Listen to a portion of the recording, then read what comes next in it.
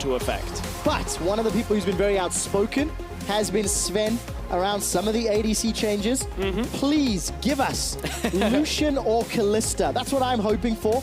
Let's take a look at the power picks banned away thus far, Malzahar Camille. But then you've also got to look at the man who stands aside on the opposite side of the rift, right? Hans Sama. He also has this very trading-heavy style. He's the one that's played has played the Draven at times. So I want to see what these two AD carries actually bring us here. But again, no real change in the ban priority. We're seeing a lot of Lulu ban.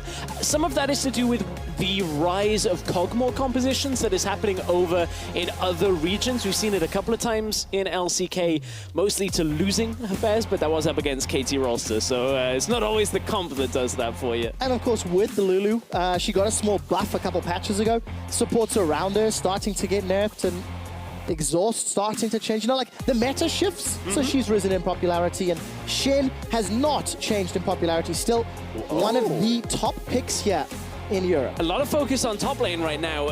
G2 taking away a carry potential for Misfits. I wonder where we're actually going up in the top lane now. With Camille banned, Shen banned, Nautilus has to be the one that you look at it. And G2 take that. Yes, it can be a flex, but with all of this talk about dueling in the bottom lane, I have to expect this is going up in that top lane. Yeah, and of course it is top lane week. Expect actually had a quote in one of the articles that I think VODS put together, speaking to a lot of the top laners, where Expect said, as a team, G2 have got a lot of carries everywhere else on the map, so he doesn't necessarily need to play a carry.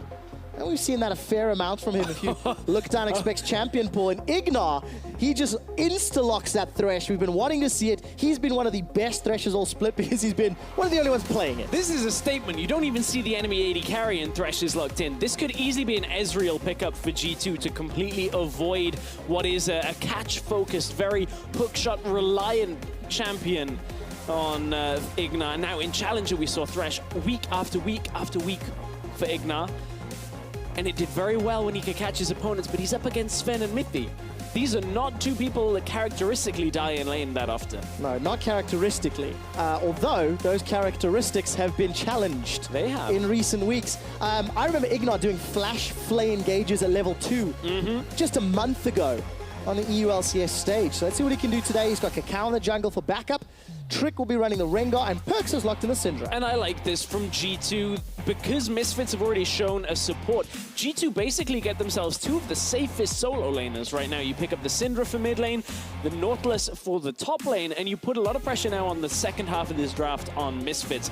Either they take one decent lane matchup and have the other banned away here, or Misfits roll the dice and try and just leave both available. Let's see what they do. Misfits decide to prioritize the Renekton. Alphari, we heard Chachi talking about how well he plays those carry champions. And Alphari's definitely somebody who likes to push the advantage when he has it. This will be his third Renekton of the split. And let's see how well he performs. Visit Chachi game 1. UOL earlier today had a phenomenal performance. Now, if Misfits can get their focus up into that top lane, it's not exactly rocket science to figure out what Renekton Graves are going to do against the Nautilus. If Nautilus ends up falling, that's a fairly quick tower push potential from Misfits at least, but with the Zyra banned out, we're turning our focus now back down to the bottom lane. And it kind of makes you think that Misfits are also expecting Nautilus top. Yeah. Ban phase 2, support targeted. It's 5 seconds left before G2 can decide to remove something else. What are the power picks are up? LeBlanc still a champion that both PerkZ and PowerOfEvil have played a lot of, despite the nerfs. We've seen it a fair amount here in Europe. PowerOfEvil's likely going Orianna on this rotation. Can pick it up as the first pick in phase 2, as it is a safe mid laner, but this LeBlanc, we just saw Exile playing it in game 1 of the series between Unicorns versus HUK. It is still a viable champion by the looks of things. Caps maybe not with the same success for Fnatic in the series yesterday, but nevertheless, we've seen a lot less shift around in 7.5 than was perhaps expected. And taking a look at the bans there, Tom Kench as well as the Kalista. G2 actually banning it out. So, you know, Stress, you mentioned the Draven from Hans Sama. Draven's most played champion is Jhin with 10 games out of the team's split so far. Where will he look? Because we're looking for a mid lane and ADC. It's going to be one of those being locked in. The problem is, I think you go mid lane here with Orianna, and it allows you to pick a good bot lane matchup here. You know G2 will likely pick something like an Ezreal that can sit away from this Thresh, have a good escape, and then Mithy will likely pick up something that is just easy to support around it. We did see Alistair come out yesterday, but that was into a Malzahar. So I wonder whether G2 will, in fact, go for that safe bot lane. And then Misfits can potentially look for a Draven if they want to fight this lane, something that that Hans Sama has in his back pocket. But if it's all about farming and playing for later stages, they'll probably end up going Jhin. All right, Caitlyn over Ezreal. And of course, Mithy gonna lock in his support in a moment or two. If you were to make a prediction now that you know Caitlyn and Braum, which one do you think Hans Sama's You can play Ashe into Caitlyn. You can end up doing well in that lane, but at the same time, it's not exactly the most convincing of lanes. Maybe they want to go for something that can actually wave clear against this Caitlyn. Caitlyn pushes quite heavily, but Braum alongside provides disengage more than anything in this setup. Oh yes, of course, Ezreal available. Yeah. Ezreal or Ashe, gonna be your Ashe. So nicely done, Stress, and gives you some initiation power as well. It does. Misfits now have ball delivery with this Renekton and the Orianna. You've got the Ashe arrow to start fights. But G2, if they can avoid the fights, they've got Braum to disengage, Caitlyn to keep people at range and wave clear. And then you've got this tanky Nautilus that's going to end up providing a lot of frontline alongside Braum as this game goes later. The only concern if this game does go later, Nautilus and Braum on the front line. Misfits, no traditional tank. Yes, KaKAO's going to get beefier. Alphari can get beefy somewhat, but it's not quite as simple as an unbreakable shield and Nautilus pressing W, right? Yeah, exactly. I really want to hear at the end of this game the analyst's thought on this first pick Thresh. Everybody's been talking about lane trading in bot lane because of the changes to Exhaust and Ignite coming back.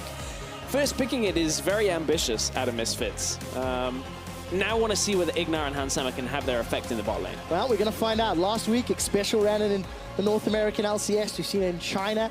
You see it all over the place. IgNar himself has played it this split. This will be his third game. 1 win, 1 loss, and let's find out how well they perform, Stress, because this is a clash at the top of Group A as we get into Game 1 between G2 eSports and Misfits. But if he doesn't trade, he loses. I can ult gank too. Yeah, same bot lane is, if don't fight, we win. Focus on farm and trading less, make sure jungle doesn't have to come bot. It's Hans Sama. Okay, I want a lot of communication this game about mid-game, okay?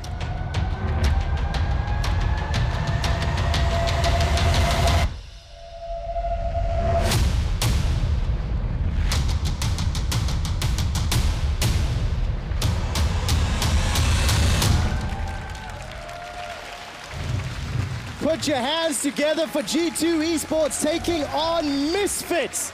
The top of the table in Group A. It has been 393 days since G2 lost a series in the European LCS. We completely forget international performances for that stat to work. Let's find out if Misfits will treat G2 like a European super team or an international super flop. Those are the two variations, and let's see if Misfits can step up to Europe's best team. And at this early phase of the game, Misfits looking for that control around the Raptors, getting the wards down. You can see how IgNar and Hans Sama move now into Tribush. I'm going to keep my eyes on IgNar. Hasn't skilled anything yet, obviously. Mostly Threshes will start with Flay. You get that empowered auto attack, which gives you good trades on the early part of the laning phase. And you can see, there we go, Flay is started. No Ignite for IgNar.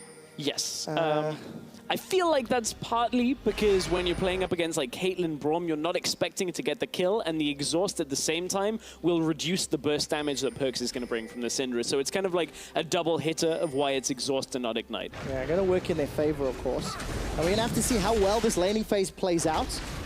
Taking a look through the early jungle starts. Trick's going to get some support here from Mithy and Zven, so... That's a lot of support. That's a smiteless red start for this Rengar. It's going to allow him to go onto his second camp, smite it, get a lot of health back, and be in a much better situation than we've seen out of other Rengars like Maxlaw, as he did yesterday. Actually didn't even smite that second one. So what does that smite mean then for... Let's think a few minutes ahead. What are some of the options that Trick can look to set up? Is this an early gank? No, he's just jumping out onto the Krugs, utilizing that passive from Rengar for now. And as we get shown what is the first dragon of the game, it's going to be a bit of an explosive start on this one. Infernal Dragon, normally the quickest here in Europe to get taken down, and everywhere else around the globe. High priority for that increased damage. Yeah, we'll see how well the respective lanes set themselves up. Hans and iGNar were pushing down bottom. PerkZ and PowerOfEvil are going to be trading with that Dark Sphere and Orianna passive. But I actually want to bring my attention to the bottom lane and talk a little bit about both of these duos. You know, a lot of hype around all four of the players on your screen, and I want to start with the support players. If you look at the likes of Mithy and iGNar, these are two guys that have really stepped up. iGNar showing up in his first LCS split. He's roaming, he's setting up ganks, he's got confident play. And if we look at some of his statistics as well, kills plus assists at 15 minutes, actually sitting the highest for his role. Got 2 of those on average per game. And he spends some of the lowest amount of time with his ADC Hansama. So he roams, he impacts the map, he plays around very effectively. And that's one of the difficult situations for Misfits, is when they're playing up against opponents that force them to stay in lane. That's when Misfits don't quite have that playmaker available for them. Their vision control drops a little bit lower. And iGNar, if you can't have that impact, it's been him and KaKAO that have been kind of going around together as a unit and working very well together for Misfits. But right now, the focus is a lot on this jungle pathing in the early game so far. You can see the trick. Puts down an early control ward, just getting as much vision control as he can. Yeah, he really can. Not going to make a play just yet. There's some of those stats I was talking about just a second ago. And of course, kill participation at 15 minutes. That's that third stat. Taking a look at just how impactful iGNar is, again, with those roams. He is a playmaker. He's a forward-facing member of the team, and he sets guys up like PowerOfEvil, like Hansama. Yeah, it's very interesting, though, when you look at the people next to them with the AD carries. Zven, as always, CST always in the positive. Very difficult to force Zven and Mithy away from farming. However, less active in this early game. It's what we've come to expect out of G2. A lot more kills plus assists in the early game for Hansama. Misfits have been more about getting that ball rolling in the early game and carrying that through to snowball their leads, but we've seen them stumble against the likes of H2K. And now G2 is the true test of Misfits once again. It didn't work out for them the first time these two teams met. Well, true test of any European team. 9-0 this split, Stress. Back-to-back titles in 2016. G2 are currently the undisputed kings of Europe. And looking at the minimap, it's Misfits with some roaming potential. Hansama and iGNar were moving into the jungle. They've got some vision down, but nothing more than that. Not only back-to-back titles, but you look at Trick and KaKAO, and those two, I think, are the two players that are fighting for that MVP status. Trick has had back-to-back MVPs. KaKAO, I think, is one of the players making a name for himself back here in Europe. And honestly, I think it's the kind of performance out of KaKAO that could contest at the end of this split. Yeah, it's tough. I mean, we've got a few really, really good junglers this split. Looking at Jankos throwing his name into the mix as well. Xerxes showing up, coming over from the TCL. Let's bring our attention to the top lane. We've not looked at it just yet, thank you, observers. It is, of course, top lane theme week. And there is a top lane stream going on EU LCS 2 with Deficio, Soaz, and Odawamne. They're looking at this Renekton versus Nautilus match, and I think Alphari, now that he's got Dominus and KaKAO's getting close to collateral damage, not exactly the type of champion you want to dive in a Nautilus, but definitely someone you want to try to get some form of pressure, some form of control over, and you can see KaKAO making his way there now. Yeah, now's that moment of the game, but expect, you have to know, he has to know that this type of play is coming, right? This is the exact moment in the game that Expect is slightly vulnerable to a play like this, but he's already got his ultimate, has his flash available, he is safe in that regard. It would take a lot out of Misfits to actually go for the play, but smartly, Expect drops back, doesn't stay in the lane, and plays this out a lot more defensive. Well, no early mistakes then by either team. No advantages either. Even Stevens as far as CS is concerned and itemization. Looking at some of the back timers here. Oh, support in favor here of Misfits. Everybody wants to see the undefeated team lose. That is That is just something everybody wants to see, and Misfits garnering a lot of support in their inaugural split because of their play. It has been exciting, it has been entertaining, and they've got some fantastically talented players. They have. Both teams looking really good recently, apart from that one blemish from Misfits. As you said, everybody is looking, waiting to see if G2 are going to lose. If you'll indulge me, G2 almost like the John Cena of this. Everybody's just waiting for G2 to lose in domestic competition. It's not going to happen quite yet. We'll have to see at the end of this series whether the Misfits upset that, but certainly it's no surprise the fan vote has gone that way. G2, the villains. The bad boys of the EU LCS. Yeah, the self-proclaimed villains. But they did reclaim some European pride at Intel Extreme Masters, making it all the way to the final. It was a very trying day. In stress, Trick is going to try reclaim a blue buff. I say reclaim, he wants to steal it. I wonder if Mithy the chair got it. He got it with a chair. Seriously? Hey, that's a disqualification normally. Referee must not have been looking. But G2, they pick up a blue buff, trying to secure as much vision control around this Infernal Drake. They don't want any presence onto that first dragon for the Misfits. Misfits have been pretty good with securing it, but you can see how this Thresh pick has been neutralized. Caitlyn Braum in the bot lane is a very difficult lane to crack, and IgNar's never found the opportunity, so picking a Thresh this early and saying, well, we're going to hook you in lane, doesn't work out. Well, on the flip side, that hook can pay dividends later as well. Luckily, IgNar is a guy who has roamed, who's had some pretty good jungle support synergy, worked very well with KaKAO over the course of the split. And if you look at the vision in the jungle, I think part of the reason that Misfits have been successful is how well they can play the map. It's just G2 wards everywhere. 1, 2, 3. I count 5 control wards on the minimap. And that bottom quadrant of the jungle completely lit up. And not one of them is on the G2 half of the map, is the other side of that. That's the thing about G2's vision control right now. It's all in Misfits territory. It's not defensive. Yeah, and I think you have to give some praise to the Observer team for highlighting that really well, just to show how much information G2 have to work with. We'll track how long that control ward behind Misfits red buff lasts. And remember, PerkZ and Trick moved into the enemy jungle to help steal that blue. It was actually Mithy that got it with the Winter's Bite. And now they're even able to give PerkZ the blue buff as well. So Misfits denied one of those camps. There's a lot of movement towards this top half, and expect an Alphari. They're trading, but it doesn't look like Misfits are going to move their way up to try and put pressure on Expect's Nautilus. And this is Misfits knowing the only place on the map they can make a play is topside. They want to try and find Trick here. Shockwave is available, pulls Trick backwards, the bowler strike. Oh, look at the collateral damage! KaKAO with first blood. The only place they could make a play was in the topside jungle of G2. PerkZ was trying to shove the mid lane back out. Expect had been pushed at least a little under his tower, and Alphari was keeping him in lane. Trick was on his own for once. Trick is the one that gets found out in the jungle and ends up on the losing end of that exchange. Misfits with a nice first blood. Despite us praising the vision the entire time, Misfits managed to make their limited vision pay off more. Saw IgNar, they're throwing out that death sentence, but he didn't manage to find a target with it. And there you go, that's the vision. That's what Trick saw. Did not have a secure path around. Orianna had come out, and it's just nice from KaKAO, making sure that ball was delivered into the right place. A lot of people will look at that and be like, oh, KaKAO, what was that all about? But making sure that that crowd control hits, and Trick has no way of escaping. Yeah, and the hawk shot just flew over Trick's head there, so Hansama spotting him out. Not even a summoner spell used.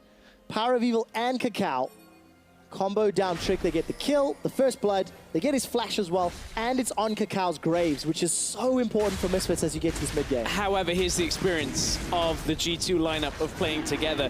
Trick is not fazed by the fact he just gave up first blood. The bot lane, Zven and Mithy, had shoved Hansama and IgNar in and forced a recall timing, and that immediately utilizes all of that vision control on the bottom side to take that first Infernal Drake of the game. So instantly a response from G2. That's their cool, calm, collected heads that we've come to know over this last split. Yeah, definitely got the ability to play, to make the most of a bad situation, I think is a good way of saying that. Let's take a look at the mini-map, and you can see Mithy and Zven trying to clear out the wards. Studio is very quiet as the game is quite tense, and we can actually hear a huge amount of chatter from the G2 squad, constantly calling updates about where the players are. And you can see here, PerkZ about to be collapsed on. Yeah, you can just here expect talking about Renekton not being in lane, being out of lane, because he can't shove the lane out and maintain vision control. So it's just imperative that he gives the knowledge over as soon as that is apparent. And now G2, because they've managed to spot out a couple of members of Misfits, again, go right back to shoving that bot lane. Look at the damage that's already been done. Yeah, compare it to G2's bottom lane tower, Stress. It's full health. Yep. I mean, one auto maybe on that tower. Hansama with this Ashe Thresh, somewhat countered by the Braum Caitlyn, and not a hard counter, but playstyle-wise, it's much more difficult to set up those kills scenarios. In lane especially. As we go out of the laning phase, Hansama will have a lot of impact, where Zven will be at a weaker point. Of course, that Ashe arrow is always a potent tool as the game continues, and we can see Hansama looks like he's going towards that Essence Reaver, get some of that cooldown, get those arrows more frequent, and start getting into fights, because it's PowerOfEvil, his Orianna, we've seen it throughout the years, that's going to do a lot of damage in the late game. Yeah, as long as you don't pull the sombrero shockwave. PowerOfEvil gets interrupted on the back. PowerOfEvil also running that exhaust again to survive some of the burst that'll come down from Rengar and Syndra, especially when they decide to combo anyone down. And I think double exhausts into Syndra is actually very, very impactful. And we'll see whether or not PowerOfEvil can make it work. There is some support coming down. PerkZ flashes all the way forward. Almost gets the kill, and expect he can tower dive. Brahmi, Syndra, and Ninja Tabai available to him. But no further follow-up. And PerkZ, that was a bit aggressive. Yeah, he was looking for the play, thought that they could get PowerOfEvil with the catch. Now the arrow comes out. Oh, swing and a miss between the uprights. Not going to find Expect. I wonder if that was targeted for Trick, maybe? Didn't quite see the angle exactly. At this point, though, Misfits trying to just keep their mid tower alive. There's been pushing lanes for G2 in mid and bot, and that mid tower is under threat as well. That's why they've brought Ashe over to that mid lane alongside Orianna, now that they can go towards the top side and try and save that. But that big cooldown is now not available. Misfits have got to be very careful treading through this territory, because Trick is around, has his ultimate. Oh, great damage from Zven. Combos everything. Ace in the Hole is available as well, but somebody can body block that one. Trick just leaps onto the minion wave. And you see in this moment, IgNar throws out the death sentence, doesn't catch anyone with it. Suddenly there's no threat from Misfits. They know the Ashe arrow is not available, there's no hook anymore, and G2 move forward. The players that Misfits are playing up against right now are not the level of a Challenger Series regular team. This is G2. They're not going to get hit by most hooks. Zven's likely to flash any that come his way, and although that is a win for Misfits, it doesn't get you big bonuses right up front. You have to then get Zven again when his flash is still down. And look how confidently Trick was playing. He just jumps onto Hansama and IgNar. The pressure from G2, the vision that they've secured, the lack of counterplay. I mean, G2 just take another tower. Yes, they gave up first blood. Trick was caught out, surprised. But it doesn't matter, because Dragon and 2 towers, G2 are in a great position. And here's where I'm sure the top lane stream will be talking about how this Nautilus pick is actually fine into the Renekton PowerOfEvil. Got to be careful. Good positioning from IgNar. Going to use that Dark Passage to save PowerOfEvil's life. And the reason it's fine is because we've come out of a laning phase, and Expect is only 12 CS down. This is a fine spot to be in, because Renekton's value in these fights is going down and down and down, because if Zven's under no threat, he can net flash out of a fight, whereas Expect walks into the backline, autos everybody and roots them in place, and suddenly all of the crowd control comes out. Zven, PerkZ, and Trick clean up the fight, and that's done in favor of G2. Especially with the vision available to Expect. He's going to have all the opportunity to get in behind Misfits. Misfits are trying to do the same thing, though, and if you catch a glimpse of the minimap, a lot of deep vision around the Dragon Pit. 59 seconds until Infernal is back up and available. Essence Reaver completed for Hansama. Hurricane, BF, and Pickaxe for Zven. So he's going to have a little bit more damage to just put down. Well, Hansama just wants to get a good arrow. Let's see if they can catch out Zven, because this could be problematic. They've separated Mithy from Zven, though, for now. KaKAO, there's the hook from IgNar, but they don't want it yet. All right, PerkZ gets caught by a shockwave. Fight on two fronts. KaKAO also uses the collateral damage. So Shockwave and collateral damage on cooldown for a potential dragon fight. Now the arrow is still available. If PerkZ sticks around in mid lane, he's no flash but does have cleanse. So unless the follow-up is immediate from Misfits, they wouldn't be able to capitalize on that. But it's the dragon that you were talking about. Yeah. That's instantly where Misfits look to turn. But look at what G2 do in response.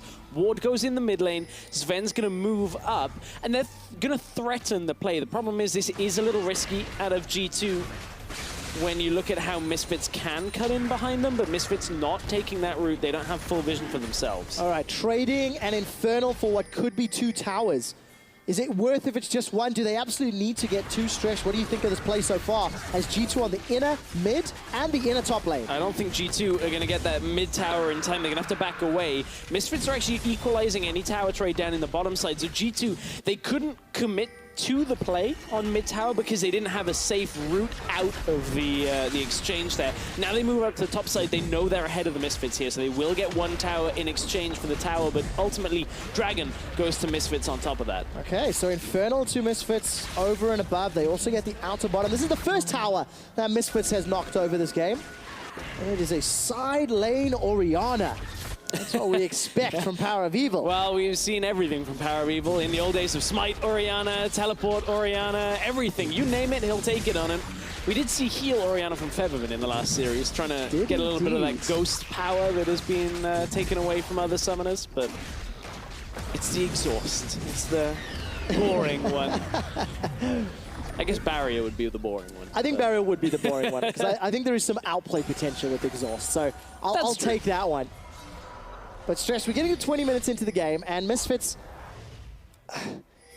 their opportunity to make plays is slowly being diminished, right? Renekton, even with Nautilus at 20 minutes, I start to get nervous. Even with Nautilus at 30 minutes, I start to prefer Nautilus, right? Oh, absolutely. Even at this point, I'm still preferring Nautilus. Like, Alphari has been neutralized in not only champion, but play style in this setup here. Yes, he has been playing tanks as well, but Alphari historically has been a very aggressive player, one that'll look for a kill with KaKAO early on, and then look to snowball on a carry like a Renekton and close out a game almost single-handedly. Now, Misfits haven't been able to play that style for a little while. That was what we saw predominantly in Challenger, but Alphari at 0-0-0 playing a farm game on Renekton is not where he himself will be having a fun time. Especially when you look at Expect, right? This is a guy who, really, we've actually not spoken a huge amount of this split. Right. He's grown leaps and bounds. He's now a reliable member of G2. And so many people for the last year have been saying, Expect's the weak link. He's the one. He's the one that is the weak link on G2. I don't think you can say that anymore. Like, Expect has really settled himself. And G2, the other members, while they haven't looked bad at really any stage, they have had off games. Yeah. More so than I remember from Expect in recent times. And what matters, though, is that when somebody has an off game, somebody else picks it up. Right. Quite famously, a few weeks ago, we actually interviewed Zven and Mithy on the couch, and they talked about how the two of them have had bad games, and they were getting caught out. But Expect and Trick and PerkZ stepped up and carried. Well, let's see who's going to carry this time around. Thus far, it's really been about team decision-making. G2's vision control as a team. Tower pushing as a team. Dragon Secure did it as a team, you know?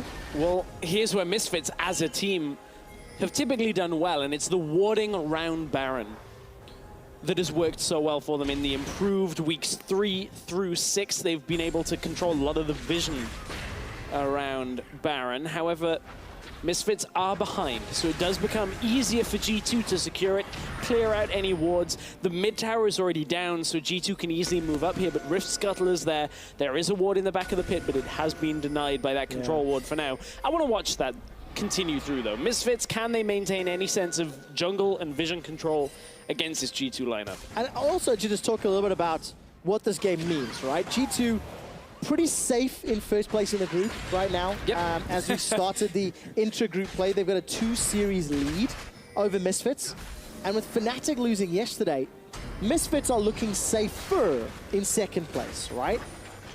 So for Misfits, this now becomes about trying to cause an upset. If they can take G2 down and win out the rest and hope G2 also falter, there's a possibility to clinch first, but realistically, this is preparing for quarterfinals. I mean, the cushion for G2, as they just blast cone their way into the Baron pit, the cushion for G2 Means they could lose every series and still make playoffs, but they're going to sneak the Baron. The Rift Scuttler does not spot them, so Misfits are not yet aware. It is half health, though. IgNar's going to go check it. Could Lantern over. There we go. The TP comes in. Instant teleport from Alphari after 22 minutes. PerkZ gets caught out, uses the cleanse, throws down the sphere. Hunsama's in trouble. G2, they pick up Baron, but the fight ensues. Shockwave only catches Expect. That's the target G2 wanted. Alphari, the power is unleashed, but he doesn't go down. The Crocodile runs away. It's a double kill for G2.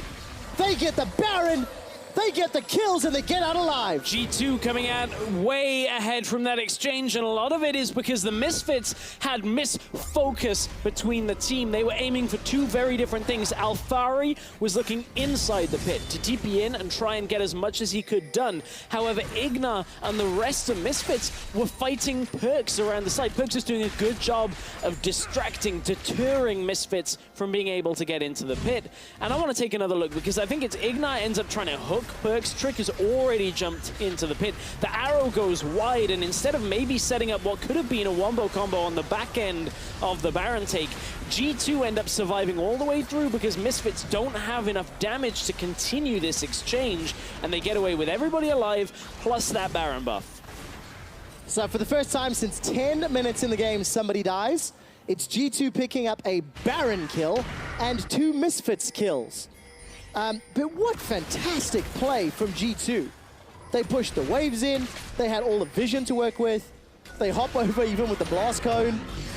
Really well played. Arrow did connect on PerkZ, remember there's no shockwave. That's a good shockwave from PowerOfEvil. 74 HP on the Dragon before it goes down. So 25 minutes in, G2 with a small blunder in the bottom lane. That'll slow down the game, but they're still in the advantage, and this is just a great arrow onto PerkZ. Yeah, it's also good from Misfits to take this play as well. Zven on the end of this does manage to take down Alphari with only a couple of shots that came out. That felt like 4 auto attacks. But I mean, look at Alphari. Black Cleaver, Ravenous Hydra, Titanic rather. That is not a tanky Crocodile, and he's not very far ahead his lane opponent, who has hundreds and hundreds of points of armor. Yeah, in effect right now, it's 259 points of armor for Expect to be able to survive through a lot of the damage Hansama's going to output. Hansama on 2 item point himself, but he's more about the arrow right now. PowerOfEvil is going to be the one dealing the damage, but you look at it on the other side, Merc Treads, Abyssal Scepter after Morellonomicon. That's not the highest amount of damage coming out yet. PowerOfEvil needs more time, and that means they're going to hemorrhage towers. Yeah, Misfits are in so much trouble. This Thresh pick has not done anything. The Renekton didn't bully its lane enough. Misfits are 8,000 gold down, and they were pulled mid to defend against Expect. And the rest of G2 just looked to take down this bottom tower. And he's just really running circles around Misfits.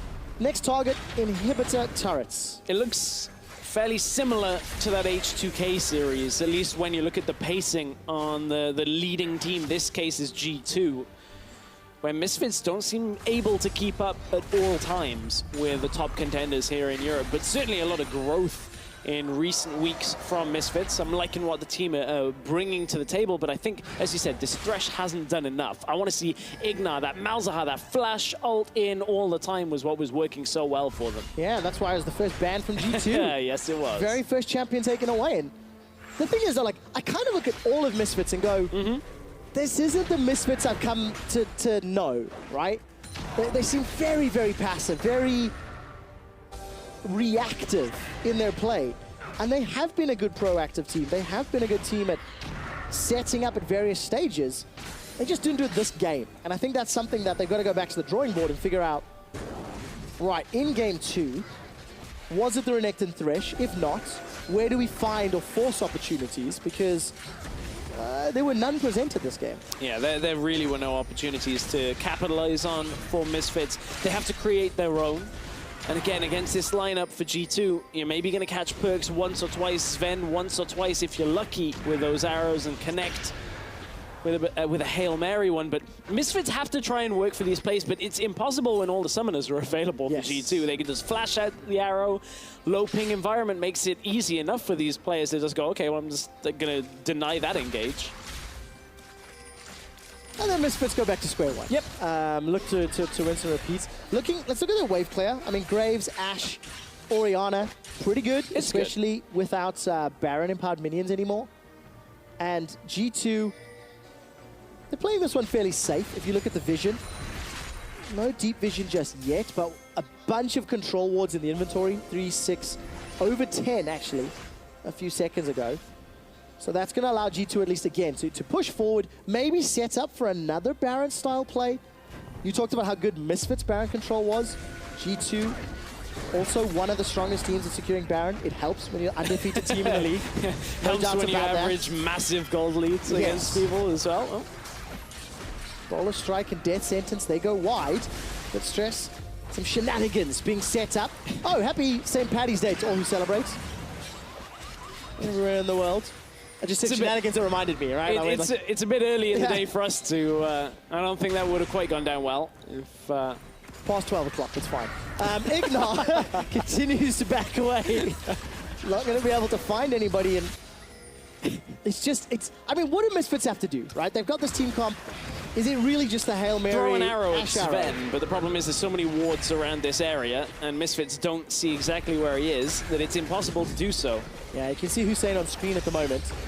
Oh, there we go. They got a lot from that. QSS and the flash from Zven. Trying to get away. All right, now, rinse and repeat. Cooldown for Hans Summer's arrow. Gonna double check. It's a little under a minute. Yep. It's about 45 seconds remaining. At this point, Hans Summer's basically got a 60-second cooldown on that arrow, so it basically is just like a clock. So just count it down, and it's very simple at this point. So Hans Summer gonna throw that arrow out. Next time he sees Zven step away, but Sven's not gonna do that too often. Remember, he's still got about 3 minutes at least on that cooldown. Yeah, looking at the mini-map, Trick in the top lane, Expect in the bottom lane, trying to shove those waves to the inhibitor turrets. We're coming up to 30 minutes, and PerkZ will get gifted the Sentinel with the help of Zven.